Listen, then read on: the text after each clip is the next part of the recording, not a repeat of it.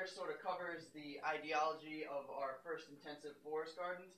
This is a sign that's within the gardens that shows the species layout. This is as the garden looks right now. All the trees are very small, but they were designed to fill in their canopy space in a very structured and efficient way. And this is like the three-dimensional and the aerial view of how that hypercube is meant to fill in. And then the garden also includes the other extensions that happened after we finished the hypercube. Just south of it is about twice the size. It's got pecans, walnuts as the dominant species, and then always keeping with high diversity. And then all of this red area seems very simple, but that's just a representation of very intensive understory plantings of, you could have beach plums, which is a native plum producing tree that is like 12 feet tall, down to your blueberries that might be 6 to 8 feet tall, down to Jerusalem artichokes, 5 feet tall, all the way down to the strawberries and the mints growing at the base. And then this is an aerial view of just that planting, and then an aerial view of it by the end of the season. So it's still not going to look like that for quite some time, but it's starting to look better. This is just a slide on education. We built a observation platform to overlook the Woonasquatuxet Reservoir, and we had the students from Smithfield Elementary School come by. Zach got them to eat kale, which was a miracle.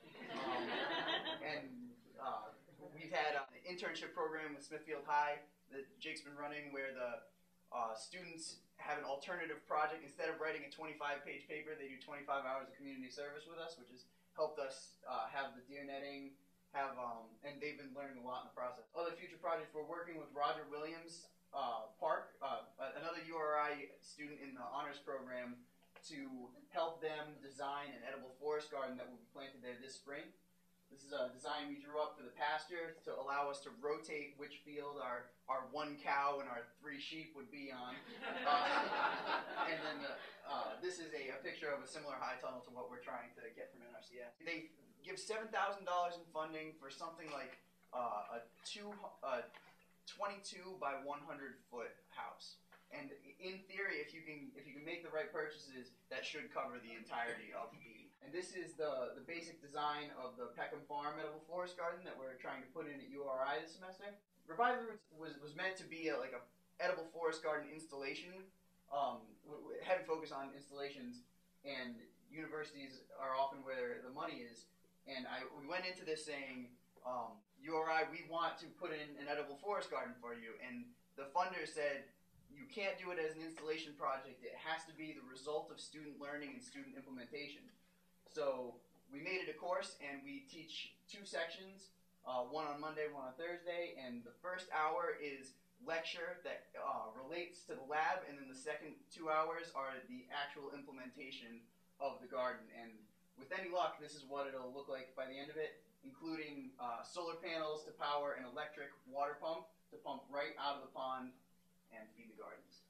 We're also working with Smithfield High School. We've already spoken to the school council to put in an edible forest garden there. Chris and Greg and his foundation are working to put in a really great native edible forest garden at CCRI, and we just recently got a student from Bryant University to spearhead a Bryant edible forest garden. This is our wine and cheese fundraiser last year that allowed us to actually get off the ground. We raised just over $5,500, which allowed us to get the irrigation system, to get the tiller, to make this at all possible. We also had a festival at the end of the first season, which we called Evening of the Arts. We had live music, drum circle. We cooked our eggplant up. Miss Cody made some amazing eggplant parm sandwiches. We had a fire that's not very sustainable. It was really fun. And our next upcoming festival is called Arbor Dawn, and it should be summer or fall of 2012. We received a grant last year, $10,000 from the Integrated School of Nutrition, which included funds to make this the best festival it could possibly be. So we hope to see you all there.